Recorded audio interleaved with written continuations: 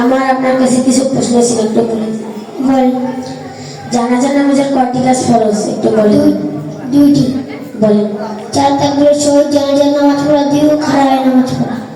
জানাজার নামাজের সুন্নাত কয়টি একটু বলে দিতেন। 3টি। বলেন। প্রথম তাকবীরের পর সানা পড়া, দ্বিতীয় তাকবীরের পর দরুদ শরীফ পড়া, তৃতীয় তাকবীরের পর মাইয়িতের জন্য দোয়া করা। জানাজার নামাজটি একটু পড়ায় দেখা দিলে ভালো হতো। আল্লাহু আকবার।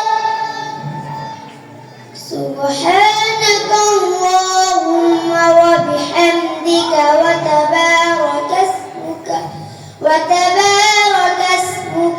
তাআলা জাদ্দুকা ওয়া দাল্লা সানাউকা ওয়া লা ইলাহা গায়রুক। আল্লাহু আকবার। اللهم صل على محمد وعلى آل محمد كما صليت على إبراهيم وعلى آل إبراهيم إنك حميد مجيد.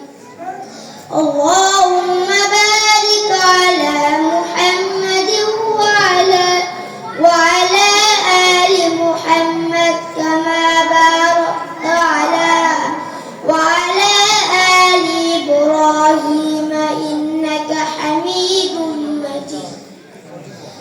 الله أكبر.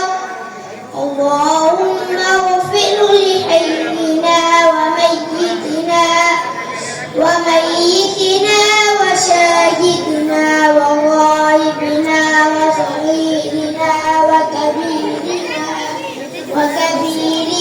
وذكرنا وأنثانا. اللهم من أحييته منا فأحيه على الإسلام وما توفيته منا فتوفه على الإيمان. الله أكبر. السلام عليكم ورحمة الله. السلام عليكم ورحمة الله. السلام عليكم ورحمة الله. ما شاء الله ما شاء الله.